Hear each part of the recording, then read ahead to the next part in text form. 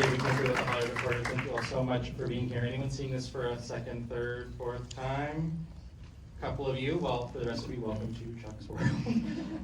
We are so excited to have one of the stars of this film, the great Mark Hamill. Please give a very warm applause.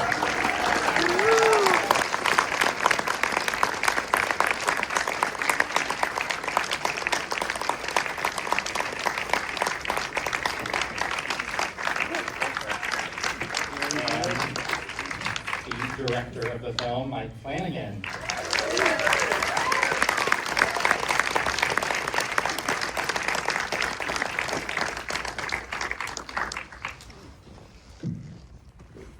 Hey guys, thanks for being here. Thank you guys for all being here tonight. Thank you so much for seeing this in the theater. Woo. Thank you. This film premiered over a year ago at the Toronto Film Festival, where it won the People's Choice Award. A lot of people still seeing it for the first time. It's got to be pretty exciting to have so much discovery of this film for such a long period of time. Oh my God, yeah, it's. I feel like we've been on quite a journey with this one. But one of the things I love is that people are finding it. But yeah, thank you guys so much, because being able to see it in an environment like this and to see it on a screen like this just means the world to all of us that worked on it. Thank you.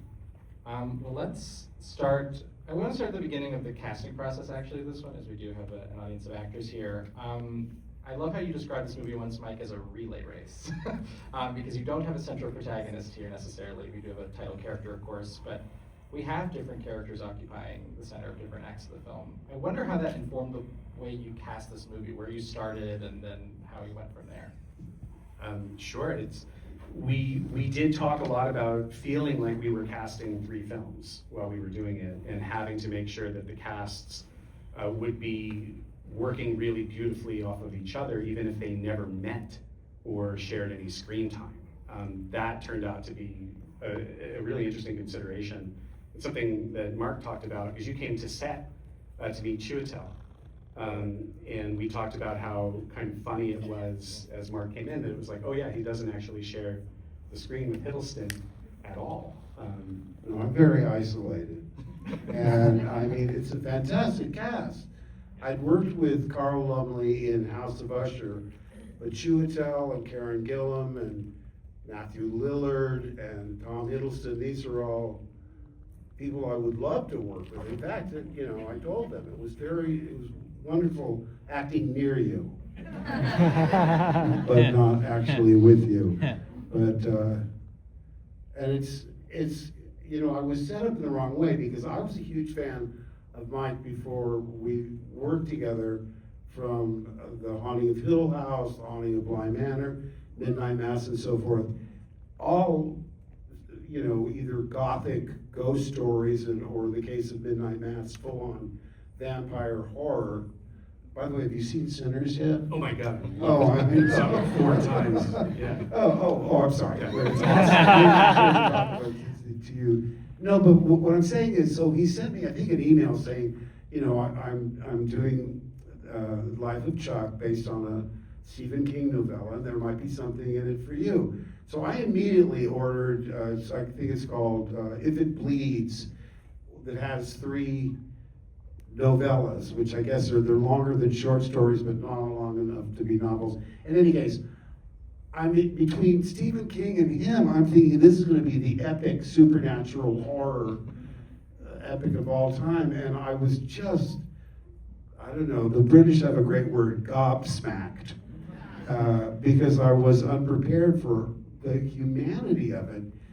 It's so life-affirming, and it deals with life and death and mortality and just all of it. It was so inspiring, and just that line, "You contain multitudes," that scene with little Benjamin Pajak and Kate Siegel just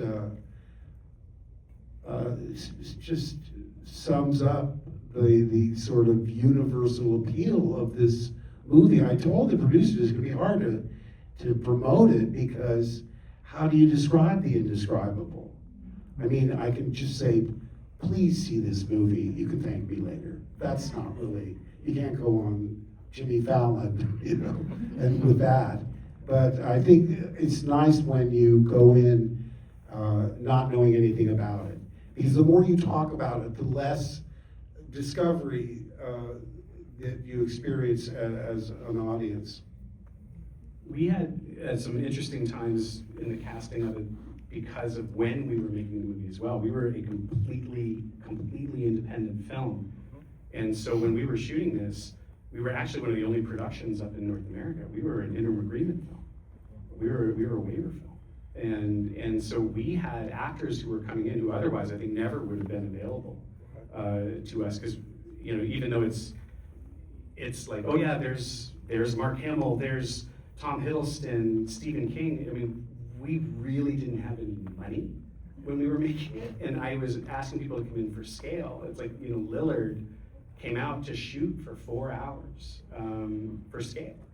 And so there was a lot of kind of going to cast with hat in hand, which is why you see so many of the actors who I love and work with a lot are here, but everyone else we had to kind of approach and say, please come be part of something that's completely unique. We don't know how it'll be received, and we don't know where its home will eventually be, if it will get one. But take a chance and come do something fun. And so yeah, it was a strange process for sure. Something's always going on. Remember after House of Usher, there was the actors' strike, so we couldn't talk about it. We couldn't promote it at all. Yeah, it's always certainly been a something. turbulent time on the planet Earth. Yeah. In this city, especially. Especially, yeah. I did tweet out the day it premiered, is there anything good on TV tonight? My first draft was, is there anything good on Netflix? And I thought, no, because I don't want to upset my union. But it was just weird. And now this, like he says, we were independent, so we didn't. What was going on that? I mean, it was the writer's strike and then the SAG strike. Oh, It was interesting because this story was published. I first read it in April 2020, so the lockdown was only a couple of weeks old. that was during COVID. Right? Yeah, and reading it, and reading its King's depiction of the end of the world, it hit too close to home for me at first. I said, I don't know if I can keep reading this, because it felt like the world was really coming apart. And I was so glad I did, because I ended up feeling so hopeful at the end and really moved by it. But what amazes me is that was years ago, and I still feel like it hits too close to home at the very beginning for me, especially now. But I think that's one of the things that King is so incredible at tapping into, is that it's always going to hit close to home, things like that. I think to Mark's earlier point, when you think of a Stephen King adaptation directed by Mike Flanagan, you might have something in mind. This film subverts that expectation. The casting, in a lot of ways, does. I think that's especially true with Mark. I wonder if you might talk a little bit about how you thought of him for this part. Obviously, you worked together before, and showing I think a new side of him on screen. Well, it's interesting because, for instance, the role that he asked me to play in House of Usher would have been completely routine for me if it were in voiceover. Because in voiceover, you just have to sound right. You don't have to look the part. So you're going to get parts that you would never get on camera. But here was an example of a part that, like I say, wouldn't have been unusual for me if it was an animated project, but on camera to play this soulless, sociopathic enabler of evil. He's the lawyer to this horrific family.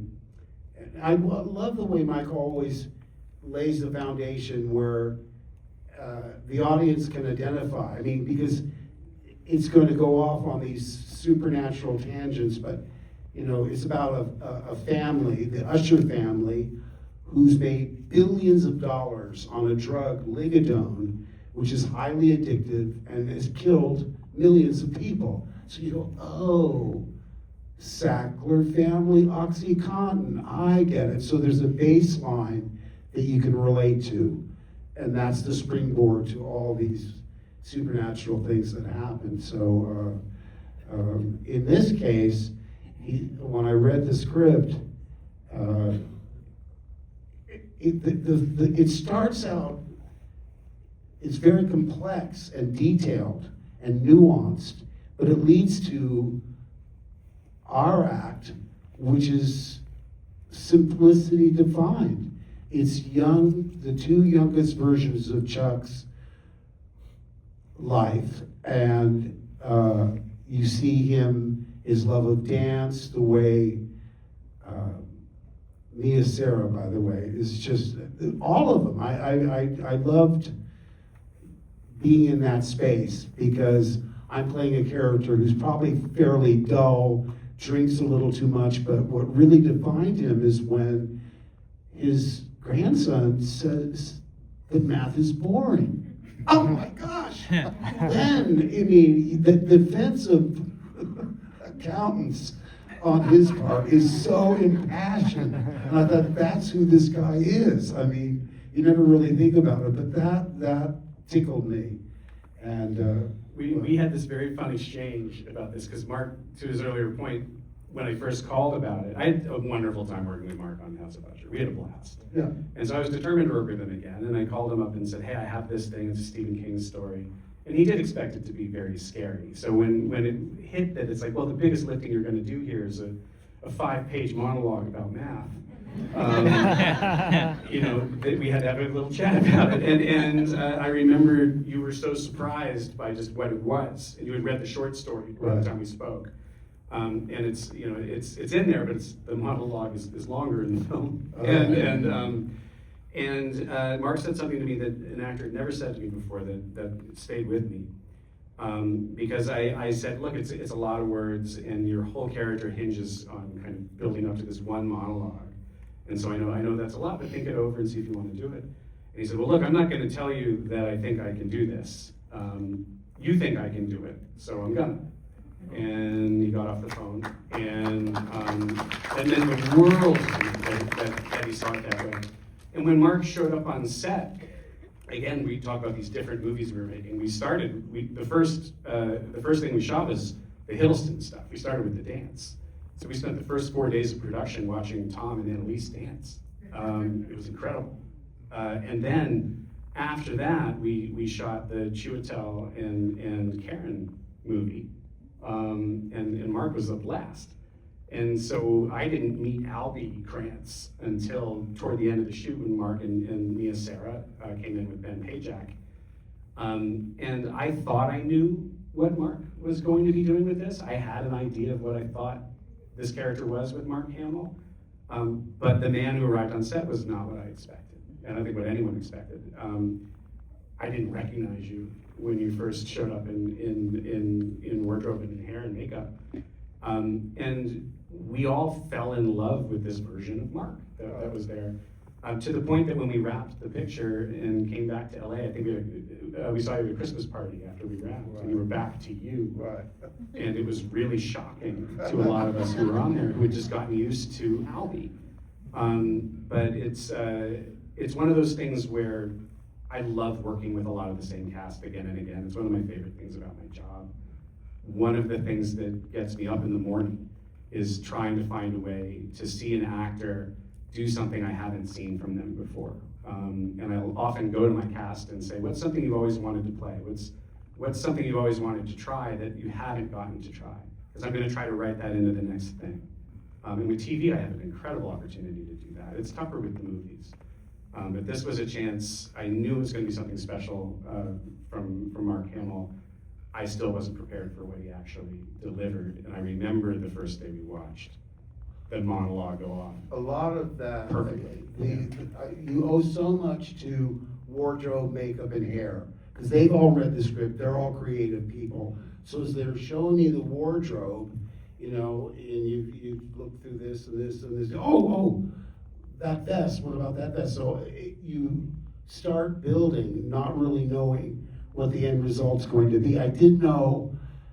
I've always wanted to shave my head bald, and then have like the strands like Don Rickles going on top of his head. But my wife has always put a nix on it. I'm not shaving your head. And I knew I didn't want to be in the makeup chair for hours in the morning. I mean, simpler is better. So anyway, as they're assembling the wardrobe, I said, well, let's just white out my hair. I grew the mustache as far as I could, white that out, and you're assembling it, looking in the mirror, you know, this is getting closer and closer and closer. The last step was when they brought all the glasses, the spectacles. And I'm going through this, there's a horn room, there's this, oh, what about these? And I put them on, and I looked in the mirror, and I said, is that Geppetto? I wanted to be Albie Grant, but everyone liked it, so I thought, well, I'll just go with it and hope nobody notices. It was gonna be, when he talks about shaving his head, his first pitch for it was he was gonna be bald just up the middle, with a little patch at the front, and full on the sides, and I was so flattered. And then his wife said, no, you can't do that. Yeah. And I was like, hey, it's not the end of the world. But I like the Geppetto. I think that would work out. Me too. We do have time for a few quick audience questions. If anyone has anything. Anyone? Yes, you in the front. How much of the audition did they have to do dance for the audition at all, or how did you know that they could dance, or Tom Hiddleston could dance? I knew Tom Hiddleston could dance because I saw that same clip on social media that everybody else has seen of Tom dancing on a late night talk show. I saw him in As You Like It, that Shakespearean play in London, and he danced in that. He's a wonderful dancer. Yes. Well, I was having lunch with Annalise Basso. I first worked with Annalise when she was 11 years old on my first real movie. It was a haunted mirror movie called Oculus. And Annalise played a young Karen Gillan in it, so it's really fun to see them appear now. But I worked with her twice before this, and I was having lunch with Annalise in LA. She was telling me she was considering quitting the business, and that she'd had a rough couple of years. She wasn't booking. She had done some series work and been living in New York and just really struggling. And my heart kind of broke because I met her when she was a kid who, you know, just really wanted to be doing this for a living. And she'd done such a wonderful job over the years. She said, well, if I have to quit, that's okay, because I can go back to my first love, which is dance. And I kind of perked up, and I said, I didn't know you could dance. And she said, oh yeah, no, I've been doing it since I was 3. And she showed me a video that she had done in the studio earlier that day where she was doing swing dancing. And I was like, okay, well, before you quit acting, would you do one more? And I offered her this part at the lunch. And I didn't know if we were financed yet. And I never want to do that, because the only thing, I'm married to an actor. I know the struggles of actors. The last thing I want to do is make a promise I can't keep when it comes to casting, because I know how it feels to be built up and then knocked down on something. And so the minute, I couldn't help it because I didn't want her to leave, and it felt just so perfect. And so the minute I said, please play this part, and here's the movie, and here's what it's about. Hello. You're back. The minute I said that, I was like, oh shit, we better make this movie, because I can't let Annalise down. But yeah, we didn't have them audition with the dancing because we also wanted it to look spontaneous. We wanted them to be good, but we didn't want them to look like, oh my God, these are professional dancers who have been rehearsing this. We wanted it to feel like something they legitimately did in the spur of the moment. And so she and Tom rehearsed for about 6 weeks before we shot. And we just went into it on the faith that they'd be able to do what they did, and they did. I think that's what makes it so spectacular a sequence, because it develops organically and quite believably. I can't think of another dance sequence that's quite like that. I mean, when you go to see a musical, you expect to see that. This comes out of nowhere. It's not in the book, is it? Well, it is in the book. Yeah, They dance? but it's just described as kind of it's hard to write Exactly. about the dance. Not they just like say this, they dance. exactly. Yeah. Anyone else have a question? Yes, you, sir. Did the film always start with the third act? It opens up with Act 3, and then did you find that challenging in directing the actors? Yes, the structure is exactly the way it is in the novella, and I didn't want to change that.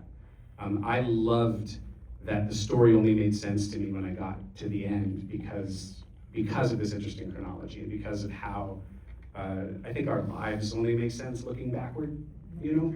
And I think that resonated. It was tough for the actors just because they weren't part of each other's stories. I think for them it was such an isolating experience. Each one felt like they were making a short film. And I would have to know how they connected directly to each other. But I didn't want them to worry about that. I just wanted them to kind of focus on the arc that they had to execute within the parameters of their act. Yeah. For one more. Yes, you, ma'am. Hi, Mike. Hi. Hi. How are you? Good, thanks.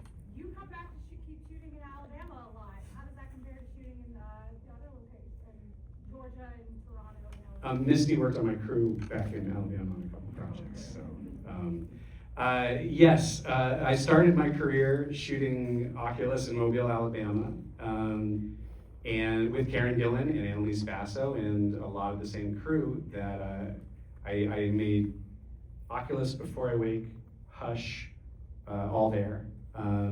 Gerald's Game there, and then came back for this. So it felt like a homecoming in a lot of ways, and what was amazing to me was being on set, because it was a little indie again. It reminded me so much of the first film I made there, where everything was held together by duct tape, and our same, my key grip was the same. It was the Damasio's. I mean, it was a lot of I had the same on-set painter that I had at the beginning of my career 13 years later, and so it was very much this sense of, my God, we've all come so far to be right back where we started, and it feels perfect to be back there. It was really neat. We went going to the same restaurants with Karen Gillan that we went to all those years ago. But yeah, and then these days I'm in Vancouver. I just flew back for this. I was there yesterday. Just flew in last night because I wanted to be here for these. Also want to say, even though there wasn't a question, I was so bowled over by Benjamin Pajak, the one who plays Cody Flanagan is the youngest Chuck, and the next one up is Benjamin. Now, he'd been in the Broadway musical, the revival of The Music Man with Hugh Jackman, and sang Gary, Indiana. So he doesn't sing in the film, he dances, but he's a revelation. I mean, the soulfulness in his face, I just can't praise him enough.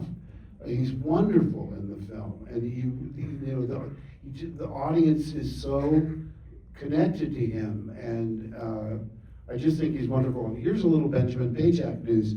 He just got cast in the musical version of The Lost Boys. On Broadway. On Broadway. So, and I mean, this kid is so showbiz. I mean, I'm trying to think, like, what was I doing when I was his age? Making Aurora monster model kits, I mean, what did I know?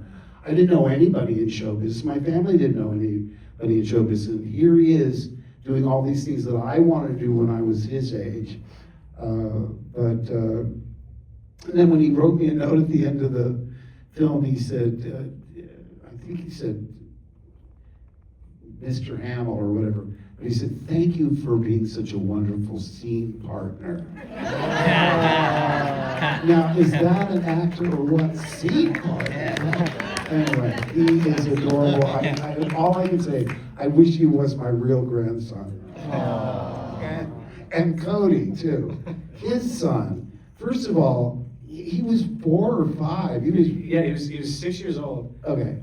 And this was the first time he's ever acted in anything, and I had to explain to him that the first time you ever acted in anything is typically not with Mark Hamill. Well, the thing is, I mean, if I had been his age on a set, I'd be all looking around. I mean, the confidence he had. He came right on set like he owned the joint. And he was ad-libbing like crazy because he's just watching the train going round and round. Mia was supposed to be reading a book, and I was supposed to be watching television. I turned to her and I said, Mia, we can relax. Nobody's going to be looking at us. You can't take your eyes off of Cody. I'm not going to say he's ad-libbing all aboard, the luggage. He didn't have any lines. But I do know you came on set at one point and said to him, now remember, when the train goes around the second time, no more smiling. And he goes back to the video village to watch. And I saw Cody doing this. I said, Cody, what are you doing? Very earnestly, not trying to be funny, he said, practicing not smiling.